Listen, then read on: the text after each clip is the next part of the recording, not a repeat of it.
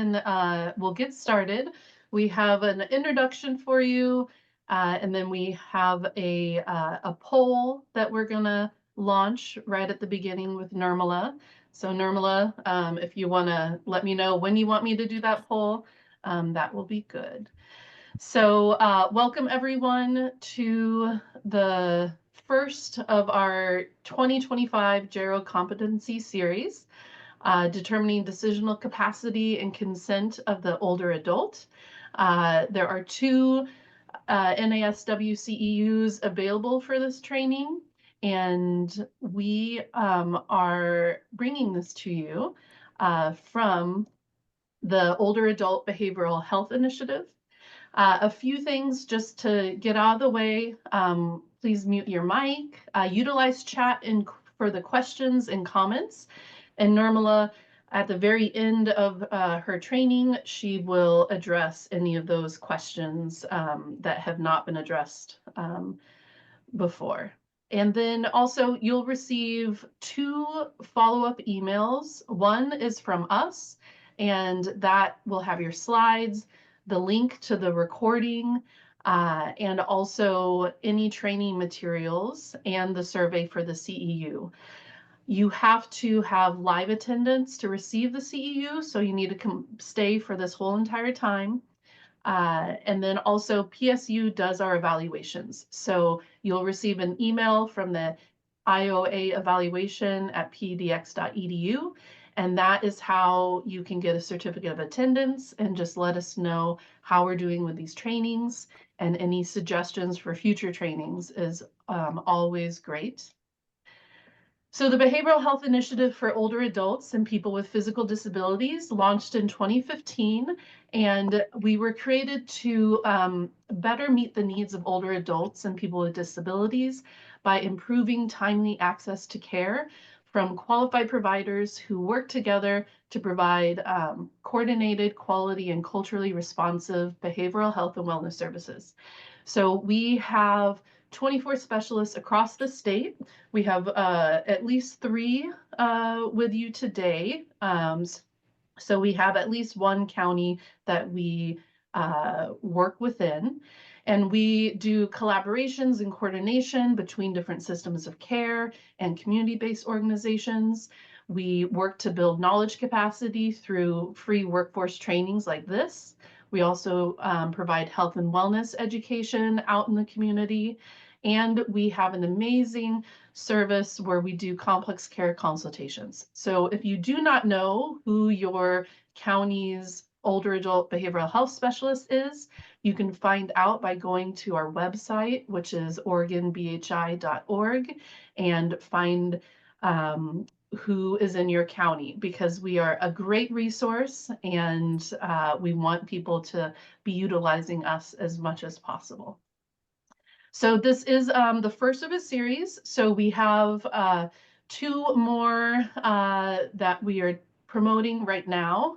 In March, we have Dr. Nash talking about anxiety, depression. And then also in April, we have Jill Williams, who is a really great older adult specialist, and she specializes in hoarding disorders. So she's going to be giving a clinical overview and talking about interventions and housing implications around hoarding.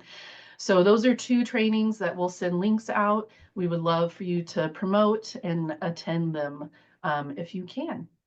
So I'm going to hand it off to Angela Jensen to introduce Nirmala to you all. Thanks. Good morning, everybody. For those of you that are repeat attendees of our series or Nirmala's trainings, you already know how fantastic she is. For those of you that are new, let me share just a little bit about our speaker. Nirmala is a licensed clinical social worker with over 36 years of experience in all aspects of behavioral health programs. Currently, she serves as the Older Adult Behavioral Health Lead Strategist for the Oregon Health Authority's Division of Behavioral Health. And in that role, she's the project director of the Older Adult Behavioral Health Initiative and the PASSAR Level 2 coordinator. She's a highly sought after subject matter expert who trains nationally. Nirmala played a key role in funding and establishing the Center for Excellence for Behavioral Health and Aging at Portland State University, OHSU, where she continues to be an active thought partner. Her professional interests include healthy aging, social justice, workforce development, bioethics, the intersection of law and mental health, and service delivery innovations. We are fortunate to have her with us this morning. So, on that note, I am going to turn the microphone over to Nirmala, and let's get started. Thank you, Angela Jensen, Angela Franklin, and Janine Grenville. Thank you for inviting me. And I'm thrilled to see, 50 plus people have logged on at 9 o'clock to learn about this topic. So thank you for being here. I am going to share my screen now. I may not be able to see any of you once this goes on, once it's in a slideshow format. But I'm going to leave time at the end for some dialogue. I'm not going to go over every slide just because of time. You will get my slide deck. So with that said, you are here for my training titled The Assessment of Decisional Capacity. I know the title in the flyer is a little different. It's the same topic. So we're going to really talk about how do you assess for decisional capacity. And the learning objectives, very quickly, you will understand, a definition of capacity. You will gain some very basic knowledge about the different types of capacities. You will understand who are groups of people who are at risk for what we call impaired decision making. Very important to this discussion for all of us is what are those core ethical dilemmas or tensions we encounter in our work when individuals who are at risk refuse your professional recommendations. And then lastly, how do you assess for decisional capacity? So let's just dive right in. And I know Angela asked the question, have you come to any of my trainings before, or have you attended this before? Because Angela's, they offered it last year too. So if you're here again, this is kind of, I'm just reinforcing, what you learned last time, and I've added some more. So what is capacity? Capacity is the functional ability to make decisions. So one is that you have that ability to make decisions, and it doesn't stop there. And that you are able to put those decisions into effect. That means you're able to carry them out. So it is two parts. So it is your ability to make decisions and your ability to carry them out. And when I say carry them out, you may not be absolutely the one who carries them out. Sometimes you can arrange for someone to help you with that, or or a service or a resource that kind of fits the definition of carry it out. Second, it is function specific.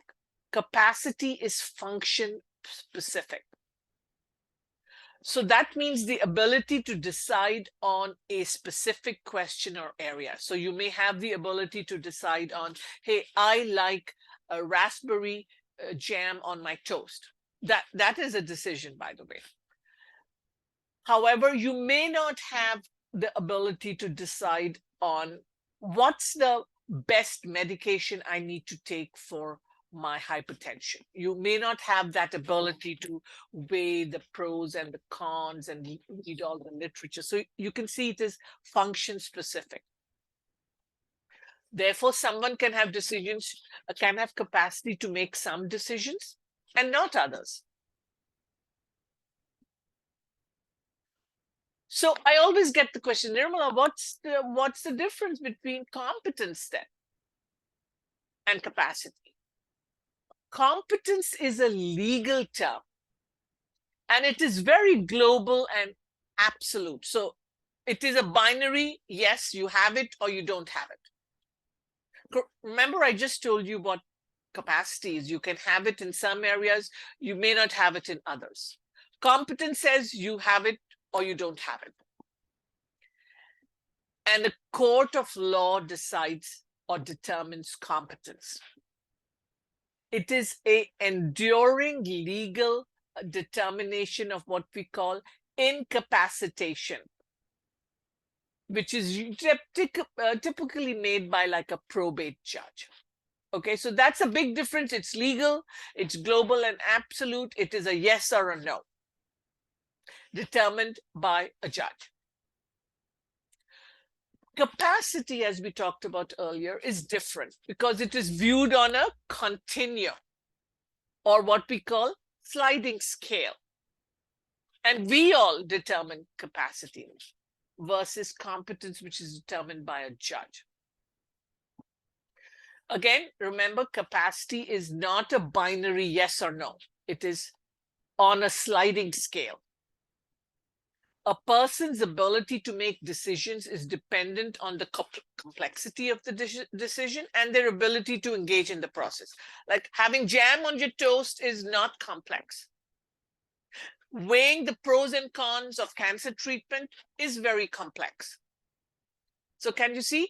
Yes, you have the capacity to make decisions of what you want to eat and what you like. But you may have a harder time deciding on, hey, what's the best cancer treatment for my kind of cancer? So I'm expanding a little bit more on capacity. Now, I'm hoping you keep that in the back of your head, competence versus capacity. We are here to talk about capacity today. Capacity is complex, multidimensional, and it's many factors affect it.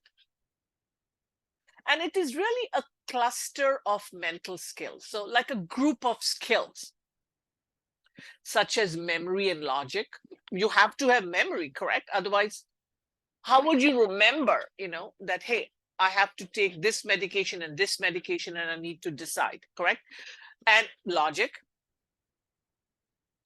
behavioral and physical functioning, that this is something that you use in our everyday life. Again, I told you it is on a sliding scale. Like some decisions are simple, some are more complex. And we absolutely need to understand the context. So here are some key principles that we should all apply in our work with regards to capacity and capacity assessment. Capacity is presumed unless proven otherwise. What happens in our work? We often take what I call cognitive shortcuts and utilize stereotypes and have all of these kind of biases that we come to our work with, that we have these assumptions. No, that one has schizophrenia, so no capacity. That woman has dementia, no capacity. So you have to challenge that. You have to presume everyone has capacity unless proven otherwise. So checking your stereotypes and biases would be a very good thing. All practical steps to help a person to make a decision must be taken. For example, if it's an older person and they can't hear, properly, or they're not using their hearing aid device efficiently or properly, you can assume that they are not understanding what you're saying. But the fact is that their hearing aids are not functioning, or they haven't put them on properly. So you need to take every practical step to make sure that the person has all of those, sensory, cognitive, optimize that for them to make that decision. Remember, an irrational decision does not equate the absence of capacity. You have a right to make irrational decisions. You have a right to make bad decisions. The funny thing is, all of us often have like double standards. where we think something's wrong with our clients when they make a bad decision, but not with us when we make bad decisions. And, let me tell you, we all make bad decisions all the time with regards to our health and safety. That means all of us who are participants today. But somehow when our clients make it, we think, do they have capacity? So this is just for you to be cautioned, hey, irrational decisions don't mean they lack capacity. If a person lacks capacity, then any decisions we make must be made in their best interests, not in the best interest of the institution or the place where you work or for the adult daughter, or for the community where they live. It is really the best decision for the person. And, all of us have our code of conduct. Many of us who are, say, I know I have it for social work, where we are supposed to abide by code of conduct, ethical code of conduct, and one of that is the best interest of my client. And any decision for an adult lacking capacity must be the least restrictive option available for their basic rights and freedoms.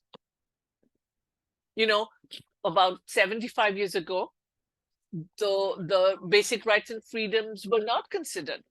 People were locked up who were seriously mentally ill or had intellectual and developmental disabilities or anything else. We locked them up and kind of segregated them in these very large institutions. But now, in the forefront of any of our decisions is their rights and freedoms. That even if we have to intervene, we should always look to see how to protect their rights and freedoms. So key points to consider: always begin with an individual is capable of making decisions unless proven otherwise. Capacity can fluctuate. Remember, I talked about sliding scale or continuum. It is task specific. Like capacity to manage your finances is different from capacity of deciding where you want to live, in what kind of, long-term care setting you want to live. Capacity is treatment specific. Someone may be able to tell you what medications they'd like to take because they don't like some side effects, but they may be less likely to talk about a neurosurgery for the brain versus aspirin for a headache. So can you see it is treatment specific? Capacity is functional. Just because someone has a mental disorder like a schizophrenia or say dementia of some kind, like a brain disease, does not mean that they are incapable of making any decisions. That is that stereotype that we need to challenge. Disagreement or refusal with medical or professional recommendations does not equate incapacity. Your client or patient has every right to disagree with you and refuse to, follow the recommendations you're making. But that doesn't mean that they are incapacitated. Just like all of us make really bad decisions at times. And then acquiescing to treatment does not prove that they have capacity.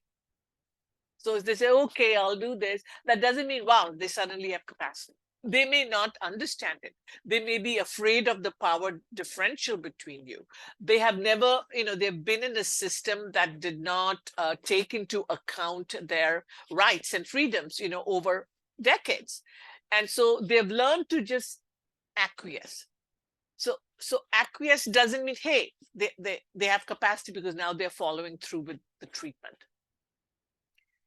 And we've already talked about the best interest should always be in the forefront when you're questioning determination. So please, this is a very key slide. Like, what are some key points that you should consider? Again, capacity is not an all. I'm drilling this in. Capacity is not an all or nothing on-off switch. We talked about it being a sliding scale, a continuum, task specific. We also state that decision-making capacity presumes that that person has retained their personal values and goals. And you'll see later on why I'm emphasizing personal values and goals. A person with dementia may be able to make or indicate a preference related to daily care. Like, I don't want to wear a sweater today. I'd rather wear that houndstooth blazer. But they may not be able to make a decision about a complex treatment choice. So remember, we often talk about, hey, support the autonomy of people with dementia who live in your facility. Let them make those decisions of daily care that they can. That is one way of supporting autonomy. The more serious the risks or consequences of a decision, the clearer it becomes, more clear the decisional capacity needs of that person. So when decisions are high risk, so that means when they're very high risk decisions which require like a signed consent, those are the ones that we need to be really cautious of, but again, apply all the principles that I talked about. So what is the law in Oregon for incapacitated? How does Oregon law define it? A condition in which a person's ability to receive and evaluate information. Can you see that? It's not that they're not following professional recommendations.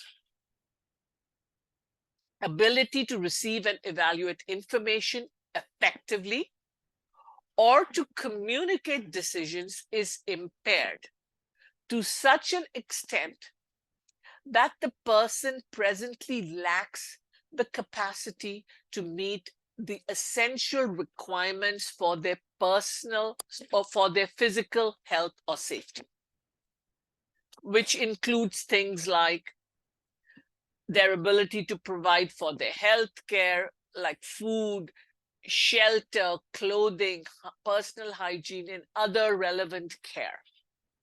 So you're so impaired that you are unable to meet those basic requirements for physical health or safety. That is the definition in Oregon law. So ability to receive and evaluate information effectively, to communicate decisions is impaired. So you have some impairment in receiving information and in communicating your decision, which results in kind of placing yourself at risk for your health, for your physical, mental health, and your safety. This is a nice, simple one-page slide. I would love for you to copy this slide and keep it on your desk. I've simplified my entire talk on this one slide. So what is this two-stage capacity test? And actually, one of the peers of OABHI helped me actually visualize the slide. So thank you to Luahati. I did the content. She actually visualized it for me. 1, is there an impairment of the mind or the brain? You're asking yourself, of your client or your resident. 2, does the impairment mean that the person is unable to make a particular decision? So you're asking those 2 questions. This is kind of like a workflow. So a person is unable to make their own decisions if they cannot understand information you give them, retain that information, to actually process it, weigh the information. so that they can make an informed decision and then communicate that decision to you. This is the two-stage capacity set. Do they have a brain or mind impairment? And does it mean to you that there's possibly some kind of what we call decisional incapacity? And this is the test at the bottom. Take a look at it. Understand information. And, you can give it in writing. You can tell them, you can actually speak to them. Then if they're having memory problems, like in a dementing illness or in severe depression or in schizophrenia, they're actively psychotic and their attention is really compromised, they may not be able to retain that information. And do they have a process to weigh the pros and the cons? Again, if you don't have memory, if you don't have attention, you are psychotic, it's very difficult, correct, to weigh. And then after you've done this kind of rational, logical process, you tell them, yes, this is what I want and this is why I want it. So again, capacity is the ability to understand, including risks and benefits, not just the risks, but also the benefits. So both. And then you make that decision, the ability to make a choice, based on that risk benefit kind of analysis, and the ability to then tell your case manager, your therapist, or your doctor, hey, this is what I want. And this is why. So again, elements of capacity, and we're going to talk a lot more, but just very quickly, your ability to express a choice over time. That means, you're kind of consistent over time. Understanding. They can consent or refuse medical treatment if he or she is able to understand. What do they need to understand? The seriousness of the illness or whatever, their living situation, the nature of the treatment recommended or the intervention you're recommending, if they're in their home, the degree and duration of the benefits and the risks. So can you see, this is all in understanding. And, it's not like you have a checklist. This is all happening in a very kind of integrated way, right? When your brain is working. And then there's appreciation or insight, ability to take all that information that you're giving them and then relate it to your personal situation. I have cancer. Will this help me? And lastly, reasoning. Your ability to state in a very reasoned way an explanation of, hey, this is what I did, and this is consistent with my values, and I don't want this. There are some religious sects which do not have blood transfusion. They will say, these are my personal religious values. That doesn't mean that I will not have a blood transfusion even when I'm very seriously ill and could die. Because I've made all of this, I've done all of this. You may not like it, the medical establishment may not like it, but they are giving you a very rational explanation, and this is your firmly held belief and value coming from your deep, religious affiliation. And you have to accept it if you feel the person has decisional capacity. So why should you do why is this important? These capacity assessments, or you can say evaluation, either way, interchangeable term. It's important for you to know, correct, whether the person has the ability to decide and implement, especially when they are in living in the community. And there are many different types of capacities, and I'm going to give you a list very shortly. But to adult protective services, and I don't know whether we have people from APS here today, there are few that are more important than others. medical consent capacity, sexual consent capacity, especially when you're living in like congregate living situations, financial capacity, testamentary capacity, capacity to drive, that means, function a motor vehicle, and capacity to live independently. Those are like very important kind of capacities for I would say for all our work, whatever role you play, and for APS. There are some others, but these are like the top ones. Here are the different capacities. Testamentary means the capacity to make a will, and that you have capacity at the time of executing the will.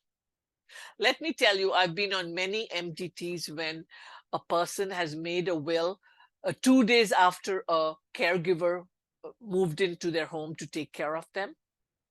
And that for whatever reasons, the person wrote the will and said, I'm leaving everything to my caregiver. That would raise a red flag, right? Did they have testamentary capacity to do that? The other one is donative and contractual. Capacity to make a gift and understand contracts. By the way, financial exploitation and financial abuse is the #1 kind of abuse in Oregon of older adults. And both of these two come into play, donative and contractual. Hey, I just gave away my car and my boat to my caregiver. Or my grandson came into my life last week and I gave him all of these. I gifted them all. It would raise a red flag. Capacity to execute durable power of attorney. Capacity to consent to medical care. Remember, we said that's an important one. A capacity to execute healthcare advance directives. We all are encouraging, and I know Angela Franklin does a lot of work around advanced care directives. Does the person have the capacity to execute it at the time that they're doing it?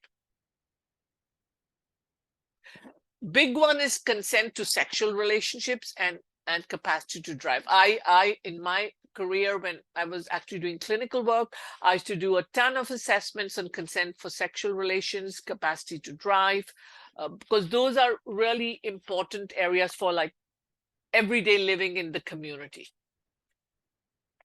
So again, this comes out of some work from APS.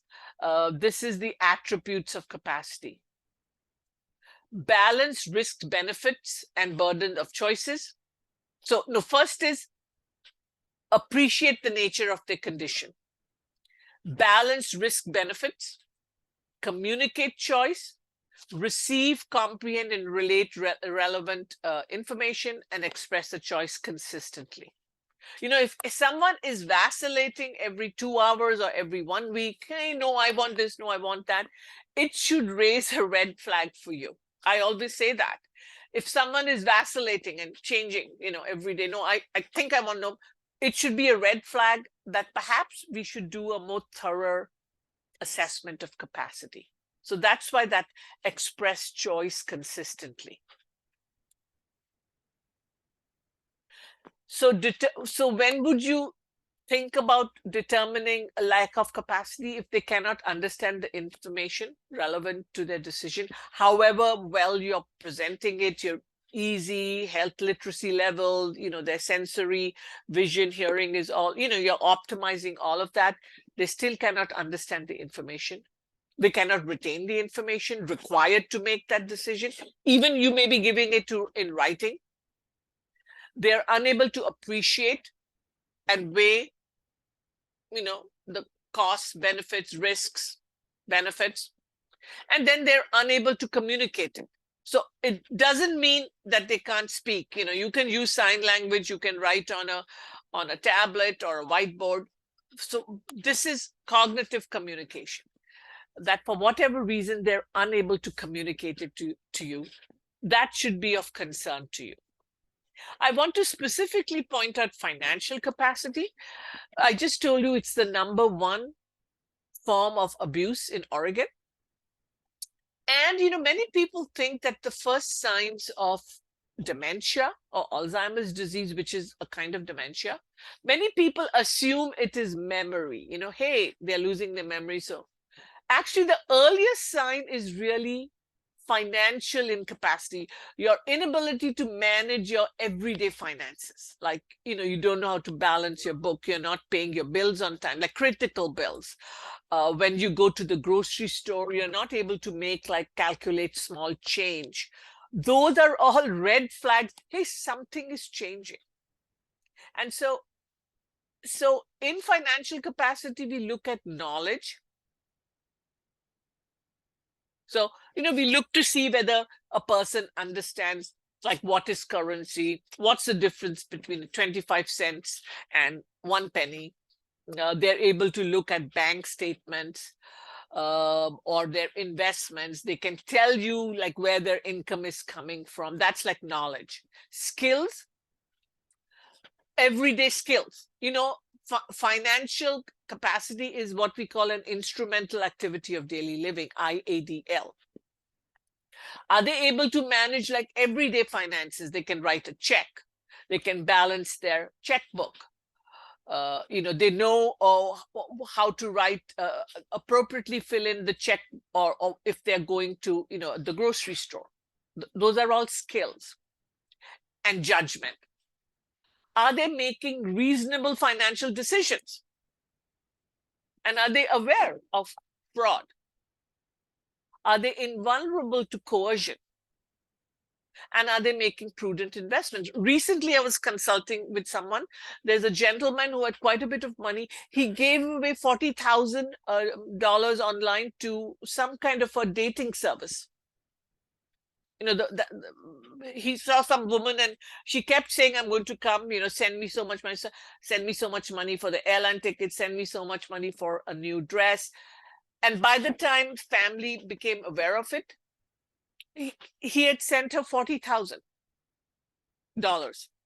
And if you know, during the presidential elections, lot of older adults were very vulnerable to financial. It wasn't exactly fraud, but they were asking for, by text messages, asking for funding. Money for their particular candidate. It was coming incessantly by text, and older adults was sending money. Many of them weren't able to understand, and several cleared out their bank accounts by sending money for elections. So that is judgment. So I do a whole training on financial capacity, but I just wanted to give you what is it that we look for in financial capacity. Now, there are, remember we talked about competence versus capacity. So when you're declared incompetent, a guardian is appointed. However, we need to be looking way early, all of us who work, that what are some alternatives to guardianship that we can put in place so the person is not at risk for those health and safety risks. So what are the programs and services that you have in your county or wherever you live that can address personal care, safety, well-being, in-home care services, meals, transportation? So building that kind of care plan. There are some banking solutions and representative pays. I can't tell you how many times I talk to people who have never considered a representative payee. I was talking to a primary care physician last year. And I said, and they were afraid, he was being he's going to succumb to fraud, he can't manage it. I said, have you considered representative payee? Because he was getting Social Security benefits. She had never heard of that. So yes, apply for that for your client as one way to help with their finances. There is power of attorney, advanced directives and surrogate decision makers, trusts, decision-making support arrangements. Now, did you know the state level, we have a program called a money management program, where we have trained volunteers who can help, with like everyday finances. Have you all identified who that is in your community? The money management program? That is definitely a diversion to guardianship to consider. So why should you be concerned about completing, or at least trying to have some kind of a capacity assessment? It'll help you in understanding, hey, what is the functional impact of whatever this impairment is on my client or my consumer or my patient? It could then also help you choose the type of resources that your client needs. What do I need to put in place for them to be safe and healthy? It can help in determining whether and how to limit some of those rights that we said that in our culture are held to be sacred, right? Like that self-determination. And then, so essentially, it helps you allocate a variety of resources, and it helps you to get the necessary supervision. I think. Can you hear me? Yes, someone is not muted. Yeah. Okay. Thank you. So there is something called undue influence. Remember, I gave you those scenarios about the girlfriend online who was asking to send money, or a caregiver who comes into, some gentleman's life who has been very lonely, and before you know it, he signed over a new will and given her the house. Sometimes we call that undue influence. It is a process that occurs when one person, the influencer, uses their role and power to exploit the trust, dependency, and fear of another person, who's generally the victim, in gaining control. And this can be, achieved by pressure, manipulation, fraud, threats, duress, deceits. Often I say, I'll leave you, I won't come. If it's the girlfriend, I won't come unless you send this money. I mean, lots of almost criminal measures. And this is what happens. They create fear, they prey on vulnerabilities, they create dependency. They create this lack of faith in the person's ability. You don't know how to do this. They can use shame or secrecy. Don't tell anyone else, otherwise, something bad will happen to you. Sometimes they can act overly kind and caring as a way to get into the good books. And they very often, this is the tactic, they isolate the person from key members of their family or their community, or maybe there's a church person who was looking out for them. They isolate them and don't let them interact. And that is what we call undue influence. So I just want you to be aware of that. If there are such people, let me tell you, who do exactly this. So here are common reasons for asking for an assessment. You think your client appears to have some impairment, in making decisions. Or you decide that they're at risk of harm or danger in their current situation and they're just not grasping it.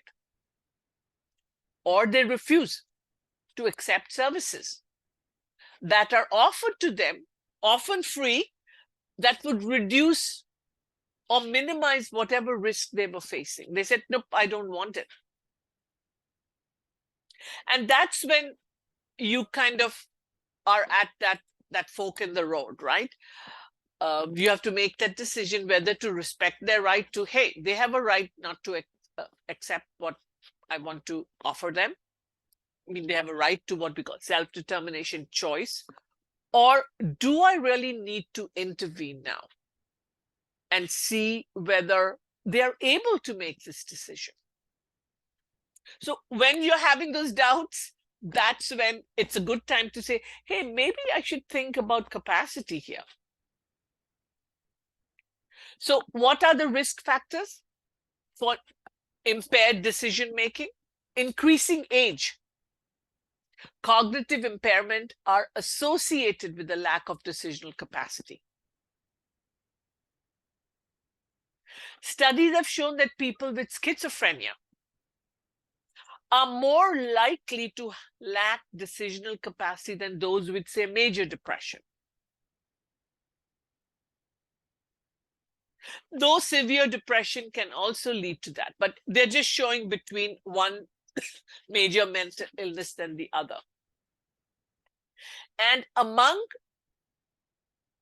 clients with psychiatric illness, they have long-standing psychiatric illness, what we call lack of insight into their disease, that means they don't recognize they have a disease, is thought to be the strongest predictor of lack of decisional capacity.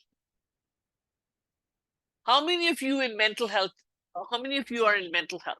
How many of you write, my client lacks insight, which means then they also probably lack decisional capacity. Other risk factors, any diagnosis or treatment that compromises mentation, that means all your mental activities, is associated with impaired decision making. Like, for example, if your cancer metastasizes to your brain and it's affecting your mentation, yeah, it absolutely compromises your decision making. Or you are on some heavy duty chemotherapy or some other therapies for some chronic illness and it affects your thinking, yeah, it will affect your decisional capacity. And then there's a range of severity, so of these diagnoses, so you have to take that into account too. Look at the third point, measures of measures of neuropsychological impairment are among the strongest predictors of limited capacity, which are all those kind of cognitive tests that we teach, whether it is slums or minicog, where we are doing those kind of assessments, or even more comprehensive neuropsychological testing. They will tell you right away, predict limited capacity. Here are groups of patients who are at risk. People with specific cognitive disorders, say delirium, which is, by its definition, it affects your mental state. It is sometimes short-lived, but it affects your decision making, and very high number of people in hospitals have delirium. Then there are specific neurocognitive disorders, like the dementias. Substance use disorders, especially when you are intoxicated, you're in withdrawal, or you have a substance-induced delirium. You cannot make decisions. Psychotic disorders, we've already talked about. Highly, highly compromise your ability to make good decisions about your health and safety. And so also, bipolar and depressive disorders, especially when you are in that manic state, sometimes we call it mania. Very different. Sometimes that mania is also accompanied by psychotic thinking, like delusions. Very often they are like grandiose delusions. And severe depression, that you're so severely depressed that you're not eating, you're not sleeping, you've lost weight, you can't think, you can't move. All of these groups of patients are at risk. Again, I'm giving you, this nice little table, aside from what I've said, sometimes, what compounds it is also low educational levels. And of course, if there are cultural and language barriers, therefore, remember I said, optimizing whatever you're doing with the client so that you are aware, hey, I need to offer this in this language, or whatever the cultural nuances are.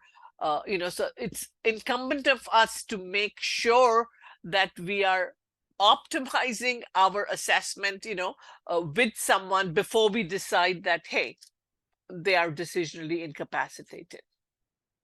Again, I'm not going to keep going over this, but people with advanced life-threatening illnesses are on hospice, high levels of decisional incapacity, but very little assessments done. We've already talked about people with dementia, and very high for hospitalized older adults, who are hospitalized, especially in ICUs and stuff, and in nursing homes. So remember, we said I'm going to talk about the key ethical dilemma. And here is the dilemma, or the tension. The tension to do good. That means my obligation to benefit and avoid harm for my client versus my obligation to respect my client's rights to self-determination, autonomy, and choice. How do I balance that? So at its heart, capacity assessments or evaluations are a risk assessment. And it highlights that age-old tension between self-determination, choice, versus your professional obligation to protect and do good. How do you balance it when the person is actually choosing to do harm to themselves? How do you decide they have a right to do harm, or nope, they don't have the capacity? How do you balance that tension? Or when is it that one takes precedence over the other? Where protection and beneficence takes precedence over, say, self-determination and autonomy.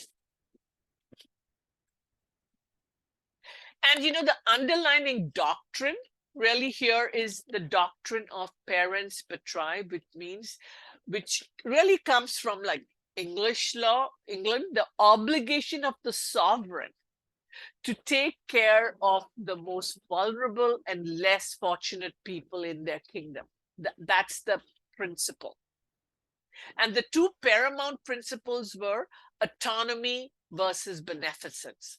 Autonomy is the right to make decisions for yourself.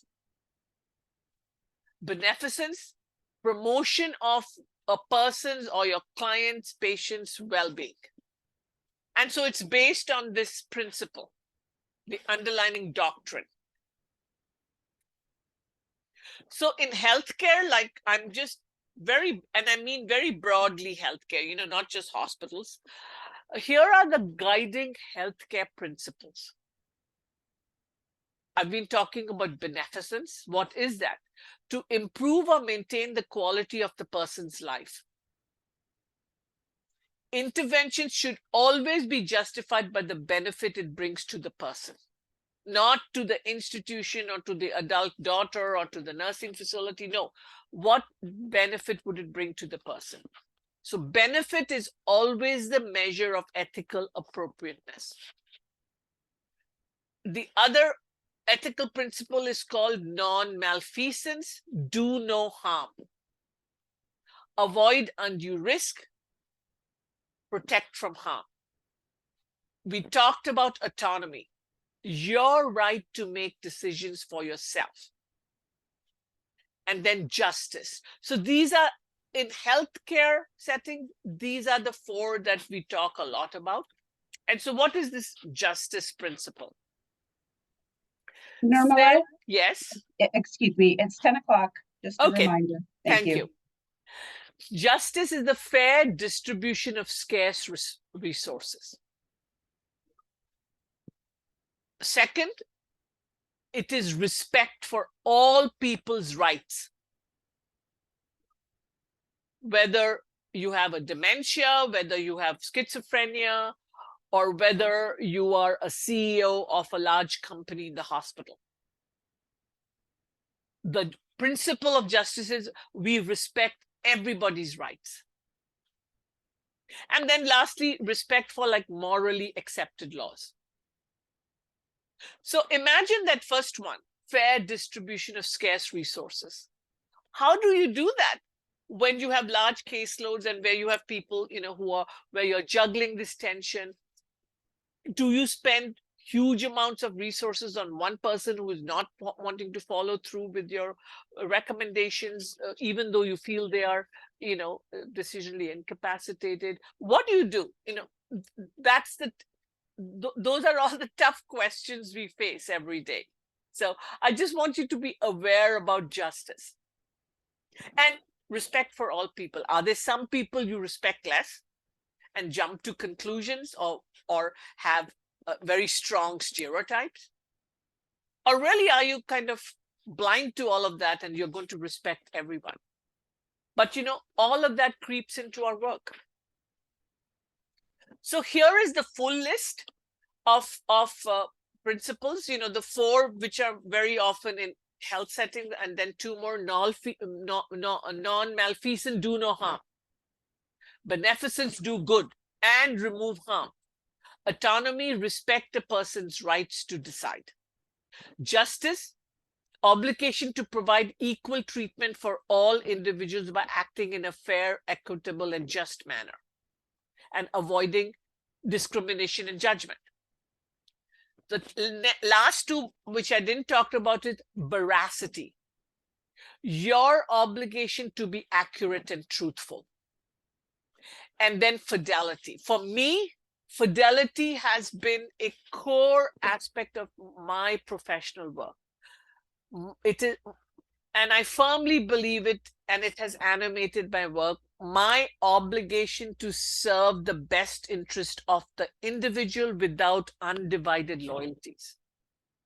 My loyalty is not to the insurance company. My loyalty is not to my organization. My loyalty is not to my supervisor.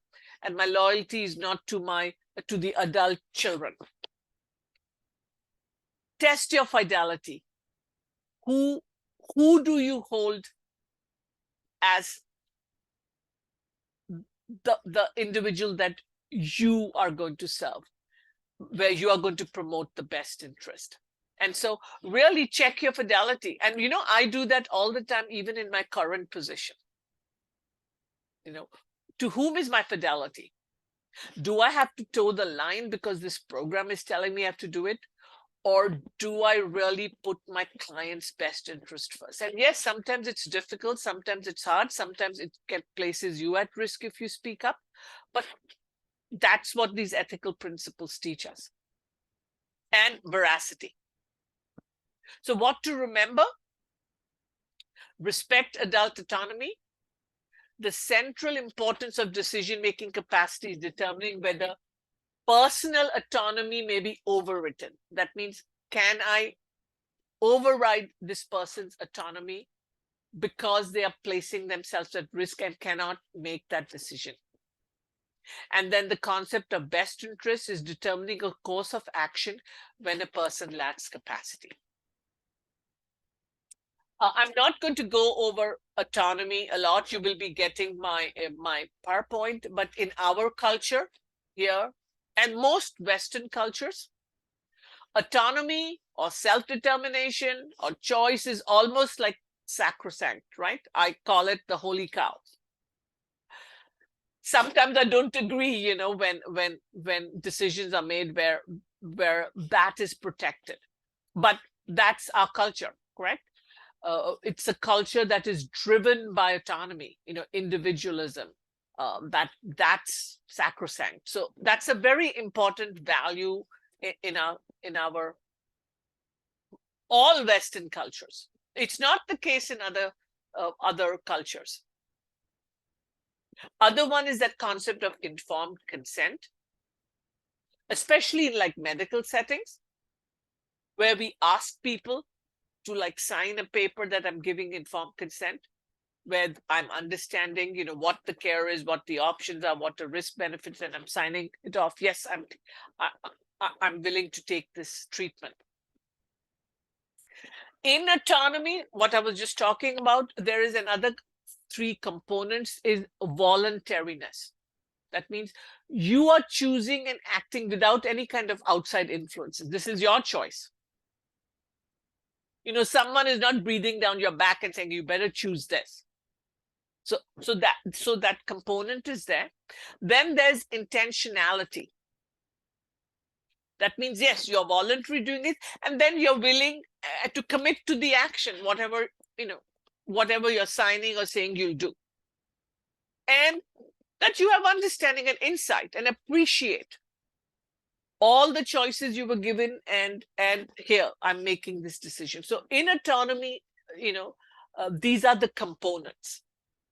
Voluntariness, intentionality, that means you'll carry it out, and understanding and insight. So what is risk? Risk is conceptualized as the potential for a negative consequence due to a variety of factors, such as the individual's environment, so environmental conditions, functional limitations, or could be some kind of medical or psychiatric disorder. Severity of risk means the extent of harm, injury, danger, or loss that is likely to occur if there's no intervention. So that is called severity. And probability of risk, degree of certainty that an outcome will occur unless action is taken. So can you see? They're all a little bit different. So what is risk? How do you assess severity? And what is the probability of risk? So risk assessment is the determination of the possibility of accident or danger in relation to a given situation or any existing recognized threat. I did an assessment many years ago for a person who used to live in a trailer with tons of paper, and she would use propane gas and candles. My assessment concluded that she had capacity. However, I said, at that time, severity of risk was moderate, but I said probability of risk, yes, there's high probability that one day it will catch, the whole thing could catch fire. And sure enough, that's what happened several years later. It was, by the way, an APS referral to me. So I had clearly written my assessment and even talked about severity and probability. And I'd even said what would happen, accidental. And that's exactly what happened.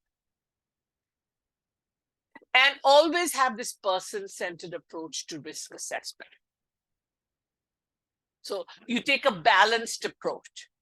And the built-in assumption is that the purpose of any risk assessment is just as much about the happiness of the person, the family, and the community as it is about safety. It's a framework about purpose, people, process, and progress. That it is not an end in itself, safety. That it should be tied into, am I promoting my client's happiness, joy, or just purpose, when I'm putting these limitations? So questions to ask, what are the risk factors in this situation? Is there an acceptable or safe risk? How long have the risks been present? With my lady, it was present for very long, those papers and, candles and propane. What is the difference about the situation in comparison with the recent past? Why are you concerned now? What are the potential consequences? How significant are the consequences for the clients, for the others? Maybe if they're living in a trailer community, they could set their trailer on fire and several others of the neighbors, neighboring ones. Or if you smoke and fall asleep in an apartment building, you're putting everyone else in the apartment building at risk. What is the likelihood the consequence will occur if the individual continues or refuses help? And so these are the questions you're asking. Is there a disorder that is affecting their ability? Is this risk old, new, imminent? Have there been consequences already? What measures have been tried? Is this risk like tolerable to most people? Or has it increased, risk increased due to recent changes? Has the person actually suffered harm? Are they engaging in risky behavior which in the past they were avoiding? Does it expose others in the family or in the building or in the institution to harm?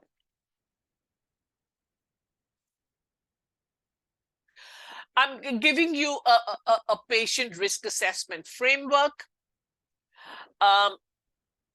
which unfortunately we don't have time to go over, but I'm including it in my slide deck. And any of you are interested who work in more like in primary care kind of settings, you're welcome to contact me by email, and I'll be very happy to go over this with you. So what are the domains of vulnerability? Decline in self-care behavior. They're living in unsafe settings, like their home is, falling apart, the floor is collapsing, there are papers everywhere, electrical hazards, uncollected garbage, frequent exacerbation of chronic conditions. They are unable to do medical self-care, to take care of a wound or to take, measure their, blood glucose. Or they're not following their special diet for hypertension. So what happens is it gets exacerbated and they end up calling EMS, or someone calls EMS, they end up in the ER, and pretty soon we kind of do the whole thing again. Very common, frequent exacerbations. Then you're looking at, hey, they're not able to do their activities of independent living. Remember, I talked about everyday financial management. They can't really shop and prepare a meal. They've forgotten how to use the telephone in an emergency. And they sure don't know how to call for transportation to keep their doctor's appointment. So key questions you have to ask as a human service provider: is my client vulnerable to harm and impairment that will limit her ability to continue to live safely and independently in her home? Can my client make and implement decisions for personal needs, health, and safety? How many of you have heard of the term self-neglect? My client is self-neglecting. They are unable to make decisions for their personal needs, health, and safety. Does my client have capacity? And these are the questions all of you are asking. Again, remember, it's twofold. At the very first we talked. One is your ability to make the decision, and the second one is to actually carry it out. So in cognitive functions, if your brain is functioning really well, you have a set of cognitive skills called executive functions that helps you plan, sequence, monitor, complete goal-directed behaviors. It also includes judgment, problem solving, all of that. That often gets impaired in many of those kind of diagnoses that we talked about that place people at risk. Here are cognitive functions. Look at it. Learning and memory. Language means cognitive attention, judgment, reasoning, speed of processing, planning, decision making. All of this gets affected when you have a mind or brain disease. And all of these are needed to make decisions. And they work seamlessly in an integrated manner. We are doing it right now. We do it every day. We are not calling out, oh, I'm using memory. Oh, I'm using attention. Here, I'm using working memory. It just happens. But when you have an impairment, it doesn't happen. And it results in placing a person at risk. So what happens is very often in adult protective services, many of APS workers are not as familiar with executive function deficits. And what happens is it leads to like repeated investigation of clients who are, victims of abuse, neglect, or exploitation.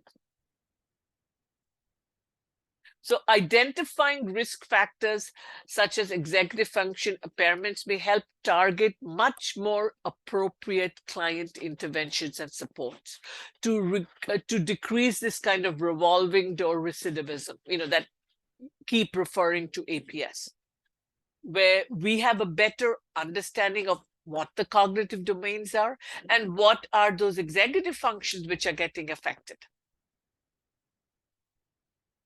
So here are the components of capacity. Understand the facts, understand the choices, weigh the consequences, understand how the consequences affect them uniquely, and do they align with their long-held values? Remember, I gave the example of blood transfusion, and then communicate it clearly. These are the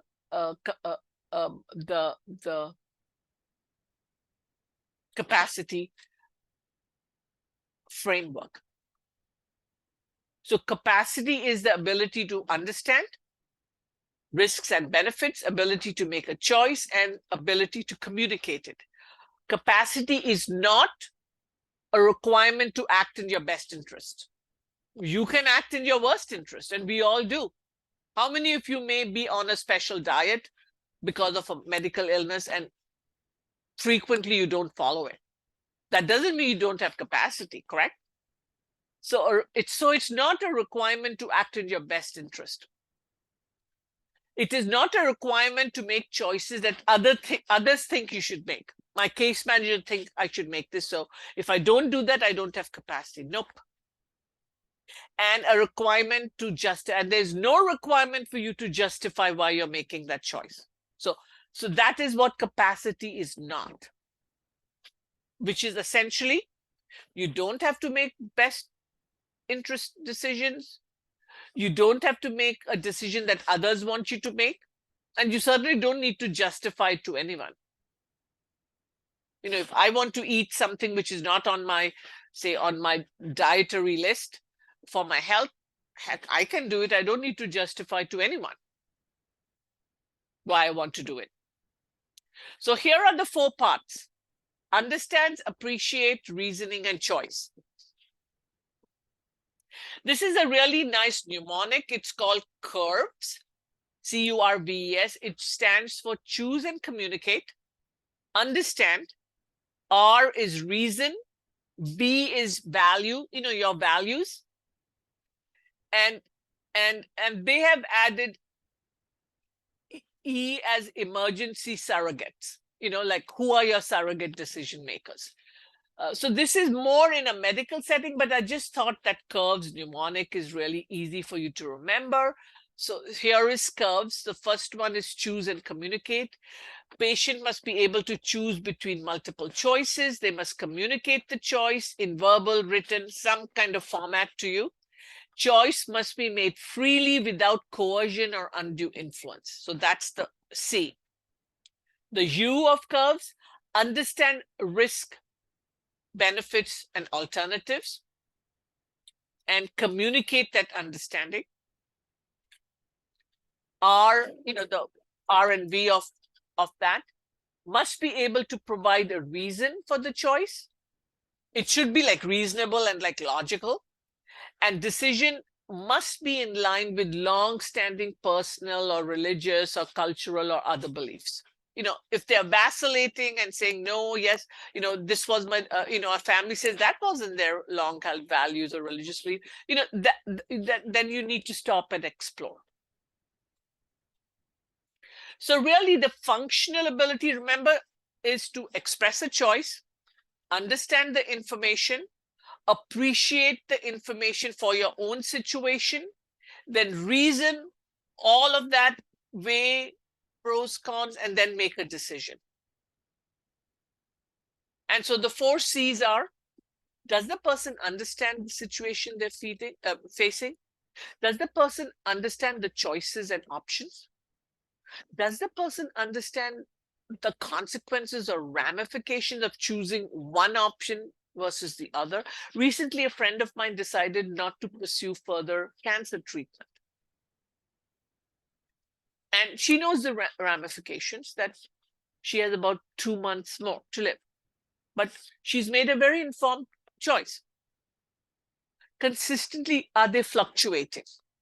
Remember that vacillation I was talking about? So this is really taken from the National Center on Elder Abuse. I thought it was a good one. Does the client understand relevant information? So you're asking him, do you know you have a serious cut on your leg? What is the quality of the client's thinking process? How can you get treatment for the cut on your leg? Is the client able to demonstrate and communicate a choice? Do you want to get treatment for the cut on your leg? 4, does the client understand the nature of this situation? That means the risk and benefits. What will happen if you do not get the cut on your leg treated? And let me tell you, this sounds so simple. It can be so revealing. And let me tell you, take cuts on your leg seriously. I know my daughter ended up in an emergency room at one time when she was, in high school, and needed to have intravenous antibiotics for a cut that had just flared up. You can die. So this is taken from the National Center for Elder Abuse for APS workers and others to ask these set of questions and to see what answer the person gives. And it can be applied to anything, their diabetes or taking their medications for schizophrenia, and see what their answer is. Here, I'm giving you lots of examples about, how to ask those questions about, in your own words, please tell me, for example, the nature of your dental problem, the treatments or tests that have been recommended, the benefits of the treatment, the possible risks. If there is a chance of a risk occurring with treatment, how likely, in your own words, do you think that might be? Why have you been given this information? What role do you think you should play and decide? So I'm just giving you some examples in different settings, okay? And so just because of time, I don't have time to go over all my slides, but appreciating the consequences, please explain to me what you believe is wrong with your oral health now. Do you believe you need the treatment? And you can replace that with anything else. And so then they come back and tell you, I want this. Tell me how you reached that decision to accept this treatment. What factors were important to you? How did you balance those factors? I still remember many years ago when I worked in St. Louis State Hospital, there was a woman who was on any given day had residual psychosis, and she had severe pain in her stomach, and she felt that there was a machine in her stomach, and that it had like a windmill thing, and when it would move, it would cause her pain, and she really had cancer, stomach cancer. And that was her decision-making capacity, that it was the machine that was causing it, and that nope, she was not going to do anything, regardless to say, we went the route of guardianship, emergency guardianship, which in a hospital, the director of medicine can do that. And we proceeded to go for surgery to actually remove almost 3/4 of her stomach. But that was her decisional capacity. Remember, we talked, you have to have the ability to communicate it. Have you made a decision? Can you tell me how you came to make this decision? Okay, so again, I'm just repeating it. The 4 parts are understanding.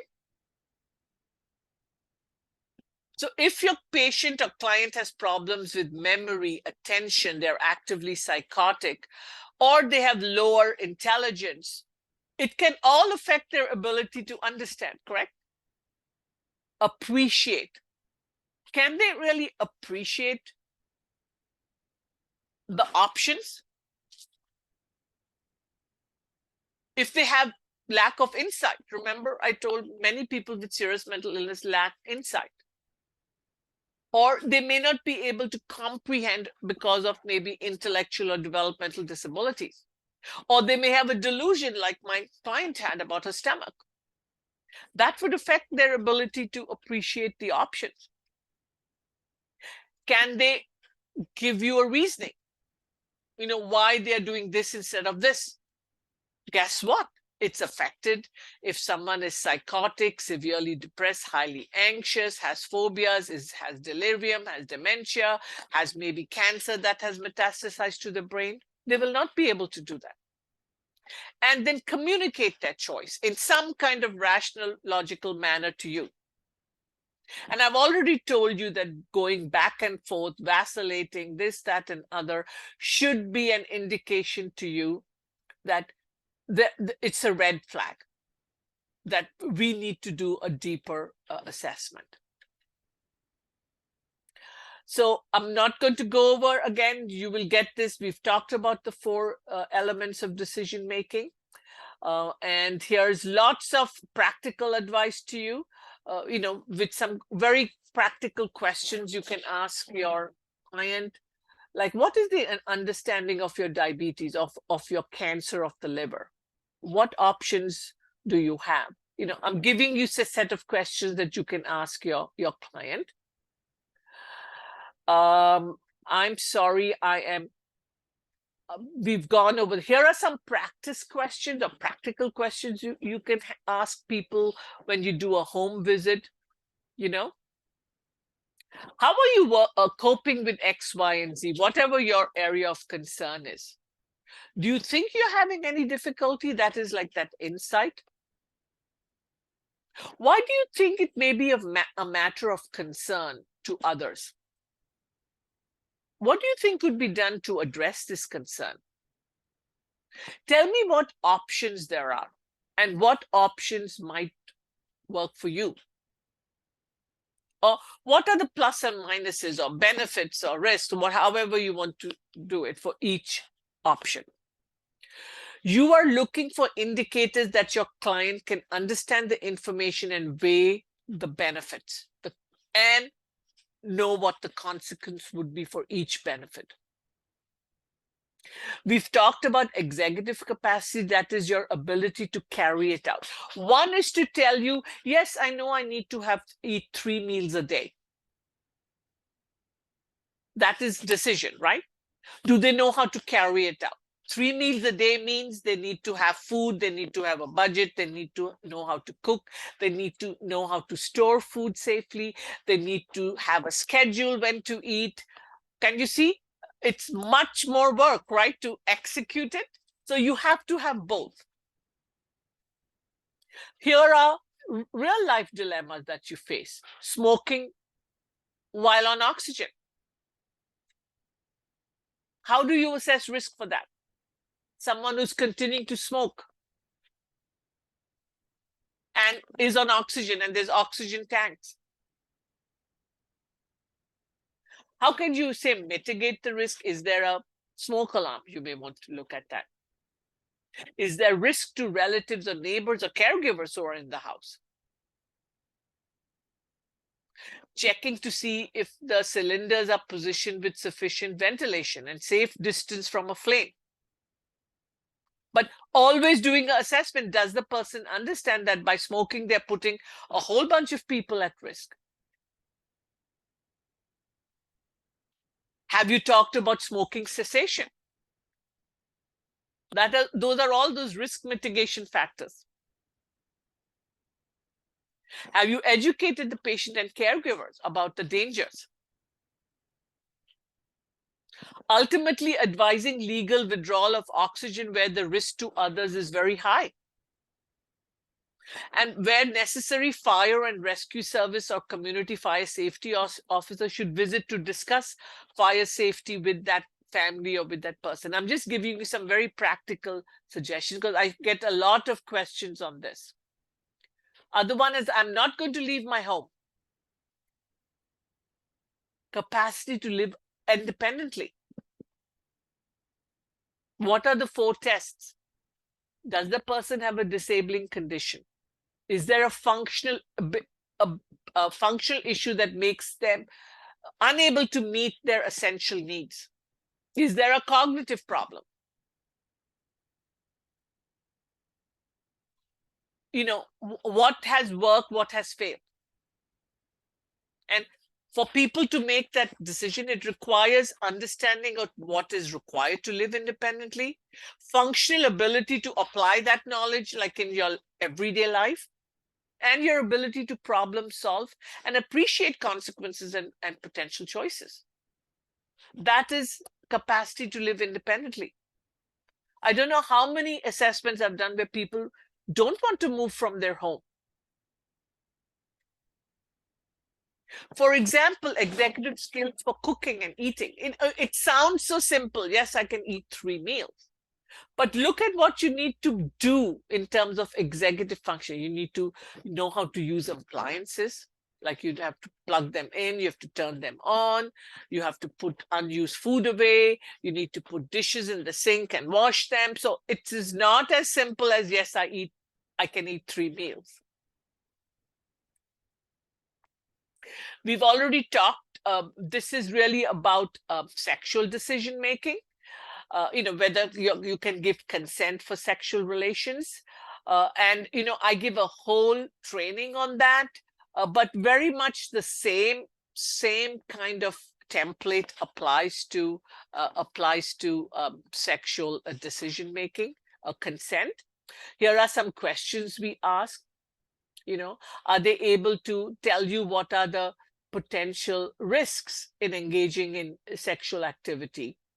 Do they have knowledge of appropriate time and place to have sexual activity? Is the individual aware of who is initiating the sexual contact, or are they mistaking them for a deceased spouse or something like that? Can the person tell, hey, I don't want more than this, I'm only comfortable with this? These are all the questions we ask in a sexual capacity assessment. So when you do all of that, the first principle is when capacity is high, the individual has the right to make their choice, right to refuse services regardless of level of risk. Because we are saying they have capacity, like the woman that I stated who lived in the trailer with all of those papers, candles, and propane gas. I said she has the capacity. I mean, it's not the best choice, but she's making it.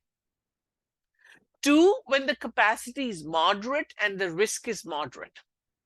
One should attempt to build that relationship and put in as many psychosocial and other kind of supports, still supporting autonomy, choice to decrease the risk.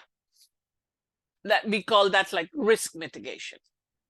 And then when the capacity is low and the risk is high, that's when we do that more extreme intervention of, remember I talked about balancing beneficence with autonomy, where you're referring them for maybe civil commitment or guardianship, or you're writing a referral to adult protective services because, hey, the risk is too high and their capacity is low. Here are some things that you should be aware of when you're considering, these kind of situations. What are the risks? What is the preference of the adult? What is the quality of life impacts? And what are those contextual factors which are increasing the risk for you, for this person? Again, what is causing the risk? What is the time nature of the issue? Is it short-term, long-term? It's very emergent. What is the probability that a decision will mitigate the risk? Or what is the probability of the person being at great risk? And what is the risk to others? Always put that also in your assessment. What's the risk to others who live close by or in the same building or whatever? And then you're really asking all those questions about the person having decisional capacity. For me, quality of life is key. So what is the person's definition of quality of life? What is the probability the person can meet their definition of quality of life with whatever decision you are proposing? Can they meet the definition of quality of without that decision? What physical, mental, and social deficits will the person experience as a result of your decision or your team decision? And what bias exists by professionals regarding whether the person's current and potential future condition are desirable? And this is really person-centered decision making.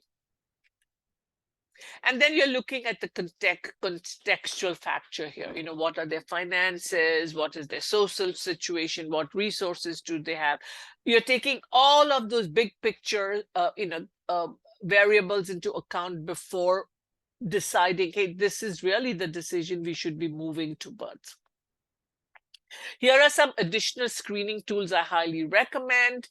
Lawton's IADL test, Geriatric Depression Scale, the St. Louis University Mental Status Exam, Trail B, and hopefully both the Angelas and Janine, if any of you want these screening tools, that they may be able to send it. I think we could, Angela, send the Lawton and the GDS when you send this out, when you send out my slide deck. I'm not going to go over this. When you do a home visit, pay attention to all of this. Are bills being paid? Is there accumulation of mail? What is the appearance of this person? Is there spoiled food in the fridge? Or just no food? Are there dirty dishes in the sink and counter and you're seeing flies? I've seen maggots in people's home. Are there tripping hazards all over the floor? Is there clutter that you can barely walk? Are there medication bottles opened or pills, rolling on the floor? Those are all clues on, hey, something's the matter here. I need to really do an assessment.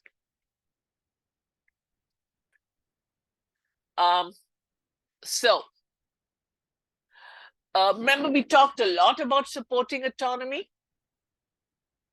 Clients always have a choice, even though they may not see their options.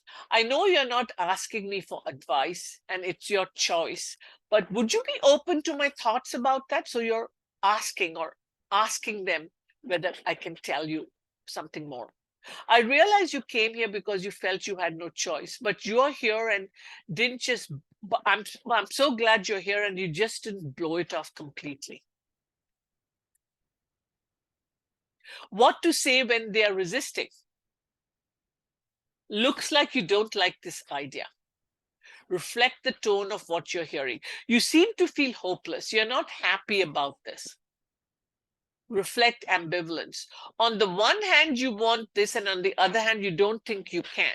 You're reflecting whatever they've told you. Acknowledge the resistance. We seem to be arguing. I've gotten us off track here.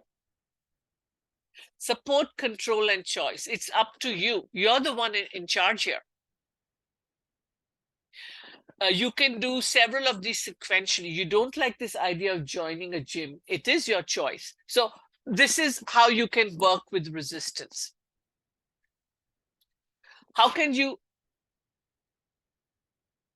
enhance collaboration? Ask open-ended questions, reflect. Instead of, this is what you must do, say, what ways might work for you? Let's talk about that. Instead of, this is the best way, I think this is the best way. You could say, some choices that you have are, and you state the choices. Here are some examples of reflection. I hear you say that you want to. It seems to me as if. I get the sense that you want to be safe. It sounds like, so these are where you're reflecting what you're hearing, but you're saying it, with as you start with this, the sentence with these words. Talks to evoke change. What would be the good thing about changing your whatever the problem is? What would you like your life to be 3 years from now if you changed your problem? Why do you think others are concerned about you or your problem? If your client has difficulty changing, how can I help you get past some of the difficulty you're experiencing? If you decided to change, what could you do to make this happen? If they have no desire or little desire to change, supposing you don't change or change your situation, what might be the worst thing that can happen? Or what is the best thing that could happen as a result of changing? And if your client is really resistant, first tell them this is hypothetical. I know you're saying you don't want to go to an assisted living facility. I hear you loud and clear. Just so I know, though, please tell me what some of the possible benefits, if any, might be there for moving to an assisted living. And here I'm giving you a whole set of questions for evoking change, like quickie questions, you know? If you decide to change, how would you go about it? Or what do you like about this? On the other hand, what has been not so good about this? So I'm giving you a whole set of questions that you can ask your client, which makes them think about changing. We've already talked about rolling with resistance. Simple reflection is, hey, you resent having to be here. Amplified reflection, I hear you loud and clear that this is the last place you want to be today. Double-sided reflection, you don't want to be here, and yet I can tell that you made the effort anyway to come here. So this is all MI, you know. We talked about cognitive screening tools, you know, like slums and mocha. They are highly, highly predictive of impaired capacity. And so I'm going to ask the team here to send you all the slums, attach it to my slide deck. Let's see, risk-taking. You know, many of us are very averse to risk in our jobs, right? With our clients, we want to be very protective and, you know, kind of that benevolence and, you know, why are we risk averse? Is there something like positive risk? Does a risk averse practice, attitude, system, and culture often restrict a person's quality of life? That you're so protective that you compromise their joy of living, that they're no longer thriving? Do we really balance quality of care with quality of life? Or are we afraid of blame culture? Do we know the difference between positive risk-taking and negative or negligent practice? You know, there's something called the dignity of risk. And you should understand what that is. That is the right to fail. You know, with the exception of some emergency situations, placing limits or restrictions on a person's freedom or activities out of a desire to protect them or act in their best interest may compromise that dignity of risk, right? So really support people to advocate for themselves, especially their preferences and values are not being honored in a person-centered planning process. And that's really the dignity of risk. So risk versus protection, how do we balance it? Is there such a thing as too much protection? According to many aging care services and disability rights advocates, yes. While those working to support others have a duty to care towards their clients, this needs to be balanced with the right of the individual to make decisions about their own life that could expose them to harm. It's called the dignity of risk, and it is an essential human right. Making mistakes is a human right. And so, you know, at the very end, I have questions about dementia and risk making. So I will let you all look at it. Here are the strategies to optimize capacity, optimize health and well-being, accommodate for sensory like hearing, vision, treat underlying medical or mental health issues, limit alcohol, always develop this kind of strong therapeutic relationship, and where possible, with permission, engage their social support system. Points to remember: capacity is essential for valid consent. It is not a test or result of a diagnosis. Remember, you can have schizophrenia and have capacity. Capacity deals with the process of decision making, and it is not dependent on like one actual choice. Capable people are able to make rational decisions based on their values and goals and knowledge. And they have the ability to identify and accept risks. Capacity is not a single ability. Remember, I talked about it being on a sliding scale and is task specific. And when you're assessing capacity, you should consider the whole person. It's not just related to their illness or diagnosis, but to the whole person. And always, always, always this balancing act between choice and protection. So I've given you some resources at the end. In Oregon, in an emergency situation, this is the surrogate statute for medical emergency, okay? First it's guardian, then it's, if there's no guardian, then a spouse, then adult acceptable to those listed, majority of adult children, then parents, then majority of available adult siblings, then friend, and finally physician, or like medical director. That is the hierarchy for emergency medical decisions. Here are all my resources. Here is a nice thing. I like this guardianship, think health and housing decisions. You can see this later. I've given you a lot of things about Oregon law that you can look at, what's a conservator. So for you who want to do some more knowledge on legal resources, I've put them all in this slide at the end for you to take a look at. So thank you all. I talked a lot. I wanted to leave time for questions, so I was being cognizant of my time. We have 12 minutes for that. Angela Jensen, Angela Franklin, Janine. I was not looking at chat or anything, but people are welcome to just unmute themselves or talk, or however y'all want to handle it. We have 12 minutes. I think that's a good idea. So do we have anybody right off the bat? And yes, you will get my slide deck. I will be sending it to them to forward to you.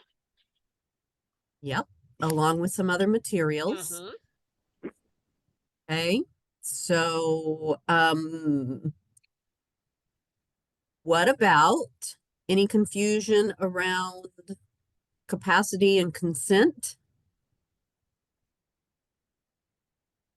Everyone who registered for this training today will get a copy of my slide deck. Several people are asking that. So the team here, the OABHI team, is responsible to send a follow-up email with all of the resource materials, including the slide deck. We'll tell you all about how to get your CEUs too. Promise. We're not going to leave you hanging. And if you think of something after the fact, you can reach out to the Josephine County team at oabhi@online.org. We'll put that in the chat as well. So any questions for Nirmala? Linda Weaver is asking, is there an evaluation form anyway to determine capacity to consent in an intimate relationship? I do a whole training on that. I'll have to look. There is some work being done. So but I can't promise that I'll send it like very soon. But Laura, whoever, if you want to write to me directly, my email is, is in my slide deck, or any of the 3 specialists can give you my email. But I do have a training on capacity to consent to sexual relations, but there is a lot of work being done. So yes, I know there is a kind of template or a consensus statement that they have come up with. So yeah. Vicky Bammon made a good point about it's not capacity and consent, but rather capacity and competence. It's elusive and important. I mentioned earlier what the difference between capacity and competence is. So when a person is unable to take care of themselves, their health and safety consistently over time, and it is repeatedly placing them at risk, then very often we go for what we call a guardianship, where there is a court-appointed guardian who will then make important health and safety decisions for that person. Those have to be spelled out in the guardianship, like what decisions they are making, because it's not like a global thing. So it's very important that if you are initiating a guardianship, that you spell out, for finances, for healthcare, for housing, for medications, so that each one is written in the guardian in the actual court paper. It's a long process. It is also legally expensive. So we have a state guardianship program, which is more or less full most of the time, but Angela's and Janine, y'all can send them information on our state guardianship program too, if anyone is interested. But the difference is that competence is a legal yes or no. You can't make your decisions, you can make your decisions. So when they say you have a guardianship and you're declared incompetent, that means you can't make those decisions anymore. We are limiting those decisions. And here are the areas which a surrogate decision maker who is your guardian is going to make those decisions for you. Many people who are incompetent for many of these things still have a right to vote. While capacity means, hey, you are a caseworker, or a therapist working with your client in a residential setting. And what you're noticing is, they can't make decisions on more complex matters, but they can make everyday decisions, And so you are balancing that with like surrogate decision makers, not like official guardian, but say with family members or a very close friend. Hey, she's not quite understanding about these medications, or yes, she likes to wear this coat in the morning. So capacity is really on a sliding scale. While competence, once you're declared incompetent in those areas, someone else is making those decisions for you. That doesn't mean they strap you down and you have to do it, but essentially the guardian has like the last word. So whoever asked that, that's it. But it's not an easy process. It's expensive, upfront legal fees. You have to get an attorney. The person that you are petitioning for guardianship has a right to actually also go to court and challenge that. So yeah. My question about implications of someone, who is this? Robin, do you want to just unmute yourself? Sure, I may have a dog barking in the background. No problem. Hi, Robin. Hi. Good to see you. Yes, go ahead. Okay, so my question, I come across this fairly frequently that patients are refusing personal cares from staff. They don't have decisional capacity. They don't have a guardian. And in my mind, they still have the right to control of their own body. Like, if I don't want you to touch me, I have to respect that. And we can't use restraint. So what are the options that we have for a person that's refusing personal cares? So, Robin, is this situation that you are describing that you encounter frequently in like a licensed facility, or they're Yeah, living in their yes. own home? In a ICF, licensed facility? ICF or RCF and Correct. ALF. Right. So, first of all, you know, the first thing to notice is that many people in nursing facilities, there's a very high prevalence of dementia. Also severe mental illness, by the way. So Sure. first of all, having that kind of diagnosis available to you may be a very good starting point. I'm not, remember I said it's not diagnosis driven, but I've told you which groups of people are at risk. So Sure. those two groups are at high risk for decisional incapacity. About ADL care, did you know that that is the most frequent kind of care that causes issues with aggression, refusal? So partly it is the person's understanding of ADL care, like what's happening to their body. And then there are those regulatory, requirements that, if you're refusing to bathe and you're getting like sores or, wounds, or, just your skin is, getting compromised, you need to be documenting very well, first of all, what attempts you're making. And then, you may not need a shower. How many of you know about the book called Bathing Without Battles? Yep. I know You can do sponge bath. I mean, there are many alternatives to actually taking someone to a bathroom and bathing them. So, but the key in a facility is how and what you are documenting. Okay. So that would be key. Then it would be, what is your opinion about their decisional capacity? You don't have to go to a neuropsychologist. Oh, sure. And the person doesn't have capacity Correct. to make their own medical decisions, and they Correct. really don't understand Correct. the implications Correct. of refusing cares. Right. So what can we do without assaulting the patient? And that is it. One would be a good documentation of what you're trying. And then trying all the alternatives, like I've suggested that Joanne Rader talks about in her book.